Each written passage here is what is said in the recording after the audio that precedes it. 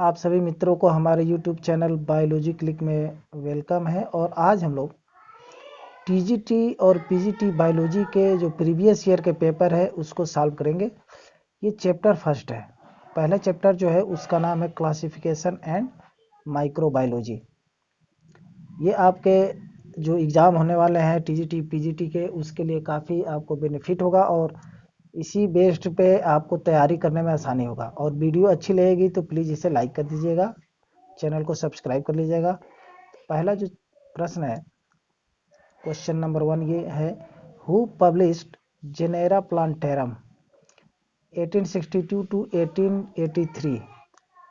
Genera plantarum 1862 से 1883 निम्न में से किसके द्वारा प्रकाशित किया गया था? Bentham and Hooker, Engler and Prantl, John Hutchinson, Cronquist, Takhtajan and W Zimmermann. ठीक है, तो इसका जो सही विकल्प होगा वो होगा बेंथम एंड हुकर। ठीक है, अब इसके बारे में थोड़ा सा हम डिफिनीशन देखते हैं, इसका व्याख्या क्या है।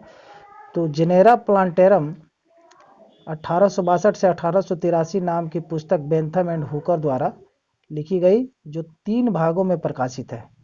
बेंथम एंड हुकर द्वारा बीजी पौधों के वर्गीकरण की प्राकृतिक पद्धति, जो नेचुरल सिस्टम होता है, पुस्तक लिखी गई। तो अब दूसरा देखते हैं कि genera plantarum was written by, फिर से वही प्रश्न को रिपीट किया है कि जेनेरा प्लांटेरम किसके द्वारा लिखित है। तो इसका आंसर होगा Bentham and Hooker, answer C. अगला प्रश्न है, यह है कि according to 5 kingdom classification protozoa are placed in. 5 जगत विभाजन के अनुसार प्रोटोजोआ को रखा गया है। तो आप जानते हैं मोनेरा है, प्रोटिस्टा है और फंजाई है, प्लांटी है और एनिमलिया। ये जो 5 किंगडम क्लासिफिकेशन दिया गया था R.H. व्हिटेकर द्वारा, उसमें मोनेरा को जो है सॉरी प्रोटोजोआ को प्रोटिस्टा में रखा गया है। ठीक है, इस प्रकार उत्तर हो जाएगा ए। और इसके बारे में थोड़ा सा हम नोट देखते हैं। दिया है कि जीवों के वर्गीकरण में 5 जगत विभाजन किंगडम 5 किंगडम क्लासिफिकेशन प्रणाली व्हिटेकर द्वारा 1969 में दिया गया। ठीक है, इनके अनुसार समस्त जीवों को 5 जगत अर्थात मोनेरा, प्रोटिस्टा, कवक, पादप एवं जंतु में विभाजित किया गया। प्रोटिस्टा जगत के अंतर्गत एक कोश की सुकेंद्रीय जीव को सम्मिलित किया जाता है। ठीक है, इनमें समस्त कोशिका अंगक उपस्थित होते हैं, यानी यूकैरियोटिक कोशिकाओं को इसमें रखा गया है। और सारे जो सेल ऑर्गेनेल्स होते हैं वो भी प्रेजेंट होते हैं। संघ प्रोटोजोआ के अंतर्गत आने वाले जीव इस जगत में शामिल किए गए हैं। तो आप एक एक इसका डिफिनीशन और इसका व्याख्या भी समझिएगा तो आपको पूरी तरह से जल्दी समझ में आएगा। अगला जो प्रश्न है 4 नंबर, ये देखते हैं। All organisms were classified into 8 kingdom of 2 empires by. सभी जीवों को 2 एम्पायर्स के 8 जगत में किसने वर्गीकृत किया? ये सब आपके प्रीवियस ईयर के क्वेश्चन है। इसको जो है दिया है R.H. व्हिटेकर। R.H. व्हिटेकर जानते हैं 5 किंगडम क्लासिफिकेशन दिए थे। अच्छे, हिकल भी नहीं है, ये भी नहीं है। उसके बाद से दिया है उज एट अल, ये भी नहीं है। ये है कैवेलियर स्मिथ। ये जो है उत्तर हो जाएगा इसका आंसर डी।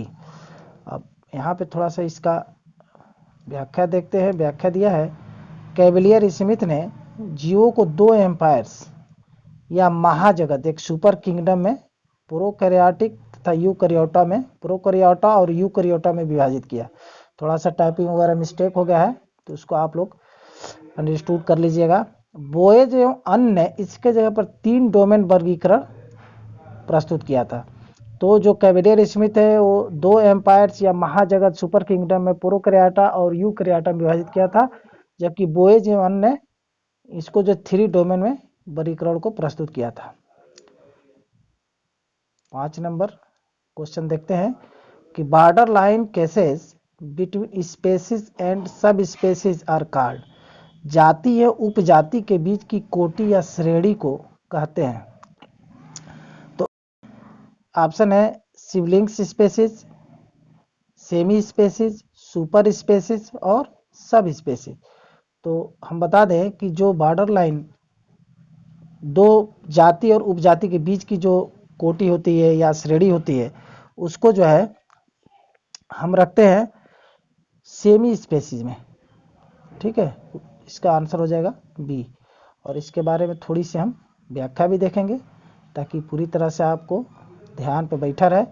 जाति उपजाति जाति से नीचे की श्रेणी को कहते हैं, यानी जाति से भी नीचे उपजाति होता है।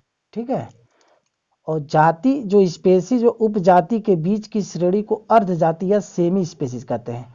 अब एक जात है यानी स्पेसीज और एक सब स्पेसीज उपजाति, दोनों के बीच की श्रेणी को सेमी स्पेसीज कहते हैं। ठीक है, दो ऐसी जातियां जो बाह्य रूप से लगभग समान होती है परंतु आपस में जनन नहीं करती है, सहोदर जाति कहलाती है। देखिए जैसे बिल्ली है और शेर है, ये देखने में तो एक जैसे लगती हैं, ठीक है, लेकिन वो आपस में जनन नहीं करती, उन्हें सहोदर कह सकते हैं। लगभग ये समान देखने में दिखती हैं लेकिन जनन नहीं करती है। जाति किसको कहते हैं? जो आपस में रिप्रोडक्शन कर सके। 6 नंबर जो प्रश्न है, the term biology was introduced by, biology शब्द का परिचय कराया था या दिया गया था, तो ये जो होगा दिया है पहला एरिस्टोटल, लैमार्क, डार्विन और लिनियस। ये इजी क्वेश्चन है, इसका जो सही आंसर होगा वो हो जाएगा लैमार्क। उत्तर इसका हो जाएगा बी। ठीक है, लैमार्क ने जो है बायोलॉजी शब्द दिया गया था। यहाँ पे थोड़ा सा आप देख लीजिए, लैमार्क तथा ट्रेविरेनस नामक वैज्ञानिकों ने सर्वप्रथम बायोलॉजी शब्द दिया था। अरस्तु को बायोलॉजी का पिता कहते हैं और अरस्तु को जूलॉजी का भी पिता कहते हैं, ये भी याद रखिएगा, फादर ऑफ जूलॉजी भी कहते हैं एरिस्टोटल को। 7 नंबर प्रश्न है कि the term taxonomy was coined bye, taxonomy शब्द खोजा गया। ठीक है, अब ये काफ़ी इंपॉर्टेंट प्रश्न है। पहला दिया है A de Candolle, B Theophrastus, C Pliny और डी लिनियस। तो इसका जो सही विकल्प होगा वो हो जाएगा लिनियस, उत्तर डी। ये जो है काफ़ी इंपॉर्टेंट प्रश्न है, इसके बारे में हम थोड़ा सा देखते हैं लिनियस के बारे में, क्या इन्होंने कैसे दिया था। तो दिया है कि कैरोलस लिनियस को वर्गीकी का पिता यानी फादर ऑफ टेक्सोनोमी कहते। एक प्रश्न यहाँ से हो गया क्योंकि इन्होंने सर्वप्रथम जीवों के नामकरण की वैज्ञानिक पद्धति, जो द्विपद नामकरण या बायोनोमियल नॉमेनक्लेचर जिसको कहते हैं, उसको प्रस्तुत किया था। काफी इंपॉर्टेंट है, बायोनोमियल नॉमेनक्लेचर किसके द्वारा दिया गया था? तो कैरोलस लिनियस के द्वारा। इन्हें फादर ऑफ टेक्सोनोमी भी कहते हैं। तथा जीवों का वैज्ञानिक वर्गीकरण किया था डी कोंडोलो ने, सर्वप्रथम टेक्सोनोमी शब्द दिया था। अब देखिए टेक्सोनोमी शब्द दिया था किसने? डी कोंडोल ने। जब टेक्सोनोमी के पिता कौन कहलाते हैं? लिनियस। उन्होंने यह सर्वप्रथम 1813 ईस्वी में थ्योरी एलिमेंटायर डीला बोटानिक में प्रयोग किया था। ठीक है, और अरस्तु को जीव विज्ञान तथा जंतु विज्ञान दोनों का पिता कहते हैं, याद रखिएगा। यहाँ से कई क्वेश्चन आपको पुटअप हो गया। 8 नंबर प्रश्न देखते हैं, फिर उसी चीज को रिपीट किया है कि फादर ऑफ टेक्सोनोमी, तो आप लोग जानते हैं फादर ऑफ टेक्सोनोमी कौन है? लिनियस। उत्तर हो जाएगा इसका सी। ठीक है, फिर वही चीज रिपीट किया है तो इसको हम दोबारा नहीं पढ़ाएंगे। 9 नंबर देखते हैं, दिया है कि विच इज नॉट कैटेगरी, एक कैटेगरी, कौन एक संवर्ग नहीं है? ठीक है, तो दिया इकोटाइप, स्पेसीज, जीनस, ऑर्डर। तो आप देखे हैं कि जो संवर्ग होता है, आपको स्पेसीज होता है, जीनस होता है, ऑर्डर होता है, किंगडम होता है ना, फैमिली होता है, इकोटाइप नहीं होता है। इसलिए ये जो है ये वाला जो संवर्ग नहीं है यानी कैटेगरी नहीं है, इसका आंसर हो जाएगा ए। ठीक है, इसके बारे में थोड़ा सा हम देख लेते हैं। जाति, प्रजाति तथा गण वर्गीकरण के संवर्ग होते हैं, जबकि एक विशेष स्थान में रहने वाले स्थानीय जनसंख्या को इकोटाइप कहते हैं। अब इकोटाइप किसको कहते हैं ये भी जान लीजिए कि एक विशेष स्थान में रहने वाले, किसी स्पेसिफिक प्लेस पर रहने वाले जो एनिमल्स होते हैं या ऑर्गेनिज्म होते हैं उसे कहते हैं इकोटाइप। ठीक है, जो कि उस वातावरण में रहने के लिए आनुवंशिक रूप से अनुकूलित होते हैं, जैसे डेजर्ट कंडीशन में रहने वाले, ठीक है, और वाटर में रहने वाले, ठीक है, अंडरग्राउंड में रहने वाले, ऐसे बहुत सारे ऑर्गेनिज्म होते हैं जो उसके लिए काफ़ी एडाप्टेड होते हैं। 10 नंबर देखते हैं कि the writer of the families of flowering plant is, यानी the family of flowering plant के लेखक हैं। तो the family of flowering plant के लेखक कौन है? तो ये दिया है Engler, B Prantl, C Hutchinson और डी ओसवाल्ड टिप्पू। इसका जो सही आंसर होगा वो हो जाएगा हचिनसन, उत्तर हो जाएगा सी, ठीक है, हचिनसन हो जाएगा। कि फैमिलीज ऑफ फ्लावरिंग प्लांट के बारे में क्या लिखा गया है, तो यहाँ पे दिया है कि the family of flowering plants के लेखक जॉन हचिनसन हैं। उन्होंने पौधों के वर्गीकरण की जाति वृत्ति, यानी जिसको कहते हैं फेलोजेनेटिक सिस्टम, आप लोग पढ़ते होंगे फाइलोजेनेटिक सिस्टम की जानकारी अपनी इस पुस्तक में दी थी, ठीक है। 11 नंबर जो हम क्वेश्चन देखते हैं, और वीडियो कैसा लगेगा, अच्छा लगेगा तो लाइक करिएगा, और किस टॉपिक पे आपको पढ़ना है वो भी कमेंट करिएगा। हम उस टॉपिक पे पहले वीडियो बनाएंगे, बाकी तो चैप्टर वाइज चलता रहेगा। 11 नंबर जो क्वेश्चन है वो है binomial nomenclature was proposed by, अब फिर से वो लीनियस वाला आ गया। द्विनाम पद्धति का प्रतिपादन किसने किया? दिया है ए लीनियस, डार्विन, लैमार्क और नॉन ऑफ दिस। जानते हैं ये रिपीटेड क्वेश्चन है, आंसर हो जाएगा ए, ठीक है। सिस्टेमा नेचुरी, स्पेसिस प्लांटेरम, फिलोसफिया बोटानिका, तीनों पुस्तकें लीनियस द्वारा लिखी गई है। उन्होंने द्वीप नामकरण या बायोनोमियल नॉमेनक्लेचर की विचारधारा सर्वप्रथम 1753 ईस्वी में प्रकाशित स्पेसिस प्लांटेरम में पौधों के लिए प्रस्तुत की थी। इन्होंने 3 पुस्तकें लिखी थी, एक थी सिस्टेमा नेचुरी, दूसरी थी स्पेसिस प्लांटेरम और एक था फिलोसफिया बोटानिका। लेकिन इन्होंने जो अपनी जो विचारधारा प्रस्तुत की थी बायोनोमियल नॉमेनक्लेचर की, वो किस में दी थी? स्पेसिस प्लांटेरम में, ठीक है। बाद में 1758 ईस्वी में सिस्टेमा नेचुरी पुस्तक के 10वें संस्करण में इसका प्रयोग जंतुओं को लिए किया गया, और जंतुओं के लिए सिस्टेमा नेचुरी में प्रयोग किया गया। हालांकि सिस्टेमा नेचुरी का प्रथम संस्करण 1735 ईस्वी में प्रकाशित हुआ था। कि Linnaeus published his concept of binomial nomenclature first in, देखिए उसी क्वेश्चन को फिर से यहाँ पे रिपीट किया, किस में दिया गया था? लीनियस ने द्विनामकरण नामकरण की विचारधारा सर्वप्रथम प्रकाशित की। अब किस में थी? तो जाहिर सी बात है ये किस में दिया था? तो सिस्टेमा स्पेसिस प्लांटेरम में। अभी इसके पहले वाले हम क्वेश्चन पढ़े हैं, इसका आंसर क्या हो जाएगा? Species Plantarum. 13 नंबर है क्वेश्चन कि Linnaeus gave a system of nomenclature called, अब लीनियस द्वारा दिए गए नाम पद्धति सिस्टम को कहा जाता है, तो क्या कहते हैं? बायोनोमियल कहते हैं कि नेचुरल सिस्टम कहते हैं कि आर्टिफिशियल सिस्टम कहते हैं कि फाइलोजेनेटिक सिस्टम कहते हैं? इसका जो सही आंसर होगा वो हो जाएगा उत्तर ए, बायोनोमियल नॉमेनक्लेचर, ठीक है। केवल बायोनोमियल भी देगा तो आप लोग उसी को टिक करेंगे। अगला जो क्वेश्चन है क्वेश्चन नंबर 14, और ये देख रहे हैं जेनेरिक नेम ऑफ सोलेनम ट्यूबरेसम, यानी सोलेनम ट्यूबरेसम का जेनेरिक नाम क्या है, ठीक है। इसका जो है सोलेनम पहला दिया है सोलेनम, दूसरा सोलेनेसी, सी दिया है ट्यूबरोसम और डी नॉन ऑफ दीज। तो इसका जो सही उत्तर होगा वो हो जाएगा आपका सोलेनम। सोलेनम ट्यूबरोसम का पूरा नाम सोलेनम होगा। और ये कैसे होगा इसको थोड़ा सा हम देख लेते हैं। तो यहाँ पे जो इसका डिफिनीशन दिया है कि सोलेनम ट्यूबरोसम आलू का वैज्ञानिक नाम है, सॉरी वनस्पति का नाम है।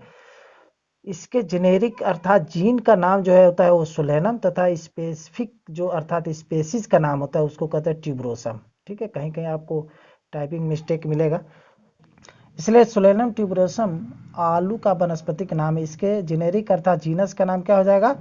सोलेनम। और स्पेसीज का नाम क्या हो जाएगा? स्पेसीज का नाम हो जाएगा tuberosum. The word species was coined bye, species शब्द का चयन किया किसने किया? दिया है जॉन रे, मायर, जे हक्सले और सी लिनियस। तो इसका जो सही आंसर होगा वो हो जाएगा जॉन रे, याद रखिएगा, बहुत इंपॉर्टेंट है, लोग इसमें कंफ्यूज हो जाएंगे। जो जात शब्द दिया गया था सबसे पहले किसके द्वारा दिया गया था? जॉन रे के द्वारा। इसके बारे में थोड़ा सा जान लेते हैं। स्पेसीज शब्द को सर्वप्रथम जॉन रे ने प्रस्तुत किया था, इन्होंने फैमिली तथा जीनस शब्द भी दिया था। इन्होंने स्पेसीज को जनन के आधार पर परिभाषित किया था, यानी आपस में जो ऑर्गेनिज्म रिप्रोडक्शन कर सके उसी को हम स्पेसीज कहेंगे, वो उस जाति का होगा। यानी दो अलग अलग जात वाले आपस में जनन नहीं करते हैं। मेयर ने स्पेसीज को नए रूप में भी परिभाषित किया था। ठीक है, यह कि who is referred to as the father of botany. अब यहाँ पे देखिए कि वनस्पति शास्त्र के पिता कौन है, तो यहाँ पे ऑप्शन दिया है Robert Hooke, Theophrastus, Linnaeus, Leeuwenhoek. तो यहाँ पे जो सही आंसर होगा वो हो जाएगा उत्तर इसका बी, थियोफ्रेस्टस। थियोफ्रेस्टस को वनस्पति शास्त्र का पिता कहते हैं, यानी फादर ऑफ बॉटनी। ठीक है, अगला प्रश्न देखते हैं 17 नंबर, और ये दिया है, इसको थोड़ा सा, ये लंबा प्रश्न है इसलिए इसको हिंदी और इंग्लिश दोनों में जो है हम कन्वर्ट कर चुके हैं। Botanist name plant in Latin so as to. वनस्पति शास्त्री पौधों के नाम लैटिन में इसलिए रखते हैं क्योंकि आप देखे होंगे कि किसी भी जो बोटानिस्ट होते हैं वो किसी प्लांट का नाम जो है उसमें लैटिन भाषा में रखते हैं। उसी के बारे में पूछा क्यों रखते हैं, क्योंकि वे साधारण मनुष्य से उच्च भावना रखते हैं, ये गलत हो जाएगा। दूसरा दिया, वे साधारण मनुष्य को पौधों के अध्ययन से रोकना चाहते हैं, ये भी गलत हो जाएगा। ठीक है, तीसरा दिया कि वे अन्य वैज्ञानिकों से उच्च भावना रखते हैं, तो ये भी गलत हो जाएगा, ऐसी कोई चीज़ है नहीं। यह अंतर्राष्ट्रीय समानता रखना चाहते हैं, तो इसका जो है सही आंसर हो जाएगा डी। अब इसका हम थोड़ा सा इंग्लिश वर्जन भी आप लोग को दिखा देते हैं कि इंग्लिश वर्जन आपका कैसे होगा। तो यहाँ पे ये इंग्लिश वर्जन है कि crime superiority over the common man, तो ये गलत है। Prevent the common man from studying, यहाँ पे प्लांट होगा, ये भी गलत है। और claim security over other scientist, ये भी गलत है। क्या होगा, अचीव इंटरनेशनल यूनिफॉर्मिटी, तो उसका मेन जो उद्देश्य है, एम है, वो इसलिए क्योंकि इंटरनेशनल लेवल पे एक ही नाम जाना जाए। जैसे होमो सेपियंस है तो पूरी दुनिया में होमो सेपियंस ही कहा जाता है, न कि अलग अलग नाम से कहीं किसी को जाना। जैसे लैटिन भाषा का जो है पूरे वर्ल्ड में एक ही नाम से प्रयोग किया जाता है। ठीक है, डेफिनेशन की ज़्यादा समझाने की जरूरत नहीं है, आप लोग समझ चुके होंगे। और ये 18 नंबर हम प्रश्न देखते हैं। दिया है कि a botanical name in which specific epithet repeats exactly the generic name is called. इसका हिंदी रूपांतर देखिए तो फिर आपको समझ में आएगा। लिखा है एक वानस्पतिक नाम जिसमें वंश नाम पूर्ण रूप से जाति संकेत पद को ही दोहराता है। वंश का नाम है लेकिन जाति के नाम को ही दोहराता है, उसे हम क्या कहते हैं। पहला दिया है टाटोनिम, बी दिया सिनोनिम्स, सी दिया होमोनिम्स, डी दिया है आटोनिम्स। तो ये जो है इसको हम कहते हैं टाटोनिम्स। ठीक है, टाटोनिम्स क्या होता है, जिससे वंश का नाम पूर्ण रूप से जाति संकेत पद को ही दोहराता है। ठीक है, उसे हम कहते हैं टाटोनिम। इसके बारे में थोड़ा सा दिया भी है यहाँ पे कि जब वंश यानी जीनस और जाति स्पेसीज दोनों नामों के प्रत्येक अक्षर समान हो तो उसे टाटोनिम्स कहते हैं। अगला प्रश्न है, और ये है आपका 19 नंबर कि the type specimen used by the author for describing a plant for the first time is known as. Note में दिया है कि एक पादप का वर्णन करते समय एक लेखक द्वारा पहली बार प्रयोग किया जाने वाला जो नमूना है वो क्या कहलाता है। पहला लेक्टोटाइप, ठीक है, फिर होलोटाइप, सी दिया है नियोटाइप और डी दिया है सिनटाइप। इसका सही आंसर होगा वो हो जाएगा होलोटाइप, आंसर बी। कि पौधों के हर्बेरियम नमूनों को संरक्षित किया जाता है जिसका उपयोग नामकरण में होता है। इसके कई प्रकार होते हैं, जैसे होलोटाइप का उपयोग लेखक द्वारा पहली बार वर्णन करने में किया जाता है। ठीक है, 20 नंबर में क्या दिया है, an species name exactly repeat generic name. ठीक है, जब जाति का नाम वंश नाम के समान होता है तब कहलाता है। फिर वही चीज रिपीट कर रहा है, तो ये जो है कहलाता है टाटोनिम। ठीक है, 2 बार ये प्रश्न पूछ चुका है, वही डिफिनीशन है, बताने की जरूरत नहीं है। 21 नंबर है कि when the original type material is not available and specimen collected from type locality is chosen to serve as type it is called. इसका हिंदी रूपांतरण देखते हैं कि जब मूल टाइप सामग्री अनुपलब्ध हो, माने उपलब्ध ना हो, तो कह रहा है इस कार्य हेतु टाइप इलाके से एकत्रित एक नमूने को चुना जाता है, यह कहलाता है। ठीक है, तो जब मूल टाइप सामग्री उपलब्ध ना हो और उस इलाके से एकत्रित जो नमूने है उसको चुना जाता है, तब उसको क्या कहते हैं। तो ये दिया है पैरा टाइप, फिर सीन टाइप, साइजो टाइप और टोपो टाइप। तो इस सही आंसर होगा 21 नंबर का, वो होगा सीन टाइप। इसके बारे में थोड़ा सा हम यहाँ पे देखते हैं। नोट में क्या दिया है कि जब मूल टाइप सामग्री अर्थात होलो टाइप अनुपलब्ध हो, ठीक है, मूल टाइप सामग्री को हम होलो टाइप कहते हैं, तो लेखक द्वारा उस क्षेत्र के एकत्रित नमूना में से किसी एक को चुनकर उसका नामकरण कर देता है, जिसे हम कहते हैं सीन टाइप। ठीक है, 22 नंबर प्रश्न देखते हैं। इसको पहले, लंबा प्रश्न है, इसको पहले समझ लेते हैं। दिया है कि in the statement ISO type is a duplicate specimen of X from the same collection of the same date and same locality X stand for। दिया है इस कथन में आइसो जो टोप्स होते हैं, सॉरी यहाँ पे आइसो टाइप हो गया है, इसको आइसोटोप कर लीजिएगा, आइसोटोप। ठीक है, दिया है कि आइसोटोप एक ही स्थान तथा एक ही तिथि के एक ही संग्रह से लिया गया यक्स का एक द्वित प्रतिदर्श होता है में यक्स किसके लिए लिखा गया है। ठीक है, तो ये लिखा गया है आपको होलो टाइप के लिए, जो यक्स होता है होलो टाइप के लिए लिखा गया है कि Bentham and Hooker system of classification is, वर्गीकरण की बेंथम या हुकर पद्धत है, नेचुरल सिस्टम है कि बी फाइलोजेनेटिक सिस्टम है, सी आर्टिफिशियल सिस्टम है कि नॉन ऑफ दीज, इनमें से कोई नहीं। इसका जो सही आंसर होगा वो हो जाएगा ए, नेचुरल सिस्टम। जो बेंथर एवं हुकर जो दिए थे क्लासिफिकेशन का जो सिस्टम, वो जो है नेचुरल सिस्टम कहलाता है। ठीक है, और यहाँ पे कुछ नाम भी दिया है, जैसे फाइलोजेनेटिक सिस्टम किसके द्वारा दिया गया था, एंगलर एंड प्रांटल द्वारा। आर्टिफिशियल सिस्टम किसके द्वारा दिया गया था, लिनियस के द्वारा और थियोफ्रेस्टर के द्वारा। और बाकी आप जो है नेचुरल सिस्टम देख लिए हैं। अगला जो प्रश्न है दिया है कि इंपॉर्टेंट भी है कि the classification given by Bentham and Hooker is, Bentham तथा हुकर द्वारा दिया गया वर्गीकरण है natural, phylogenetic system, artificial system या न्यूमेरिकल। तो इसका जो सही विकल्प होगा वो हो जाएगा उत्तर ए। अभी आप इसके पिछले प्रश्न को पढ़े थे, नेचुरल सिस्टम होता है जो बेंथम एंड हुकर ने दिया था। 25 नंबर दिया है कि total number of series in Bentham and Hooker systems of classification are, यानी बेंथम एंड हुकर के वर्गीकरण पद्धति में कुल कितनी सीरीज है। ये देखिए बड़ा डीप में क्वेश्चन उठा दिया है। तो इसमें दिया है 13, 9, 21 और 11। तो इसका जो सही आंसर होगा 25 नंबर वो हो जाएगा 21, 21। ठीक है, सी विकल्प सही होगा। और इसके बारे में थोड़ा सा हम देख लेते हैं।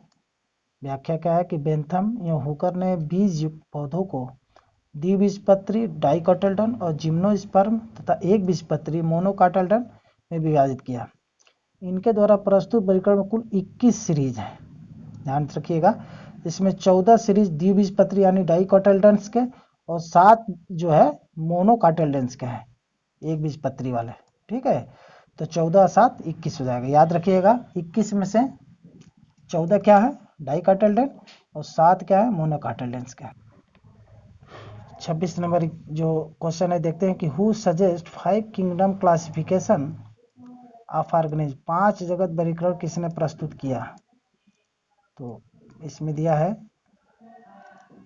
पहला दिया है Whittaker, B Copeland, C Edward, D थेम। तो जानते हैं कि 5 किंगडम क्लासिफिकेशन किसके द्वारा दिया गया था, तो वो दिया गया था व्हिटेकर द्वारा।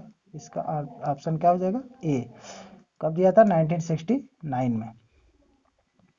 यहाँ पे दिया है 5 kingdom classification Whittaker 1969, 4 kingdom classification Copeland अब यहाँ पे देखिए 4 किंगडम किसके द्वारा दिया गया था, कोपलैंड के द्वारा दिया गया था। कब दिया था, 1938 में। 3 किंगडम किसके द्वारा दिया गया था, तो हेकल द्वारा दिया गया था 1866 में। और 2 किंगडम किसके द्वारा दिया गया था, तो ये लिनियस द्वारा दिया गया था 1775 में। ठीक है, तो ये इसके बारे में है। अगला जो प्रश्न है 27 नंबर, उसको देखते हैं कि the lowest taxonomic category in universal use is, वर्गीकरण की सर्वगत सबसे छोटी श्रेणी है। अब वर्गीकरण जब कहते हैं तो सबसे छोटी इकाई आप लोग पढ़ते हैं क्या है, वो है स्पेसीज। लेकिन दिया है वो, जैसे जीनस दिया है, ऑर्डर दिया है, क्लास दिया है, स्पेसीज दिया है। तो सही आंसर इसका क्या होगा, 27 का सी, स्पेसीज।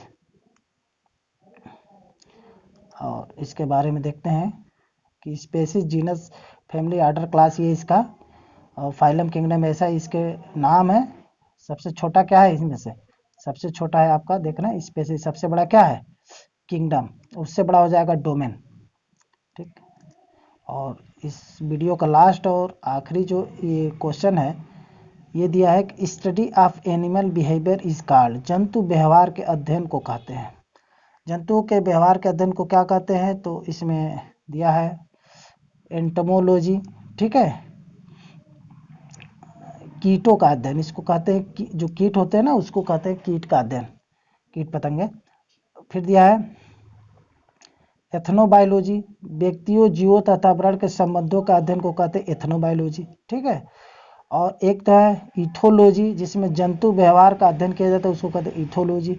और डी दिया है इकोलॉजी, जिसमें जीव तथा वातावरण के जो वासी उसमें परस्पर अंतर क्रिया का जो इंट्रैक्शन होता है उसका अध्ययन करता है इकोलॉजी। तो अब यह जंतु व्यवहार का अध्ययन किसको कहते हैं, तो इसका जो सही आंसर होगा वो हो जाएगा इथोलॉजी। जंतु व्यवहार का अध्ययन यहाँ पे दिया है, इसको कहते हैं इथोलॉजी। ठीक है, आंसर हो जाएगा इसका सी। और वीडियो आपको पसंद आया हो तो प्लीज़ लाइक तो कर ही दीजिए। ठीक है, और सब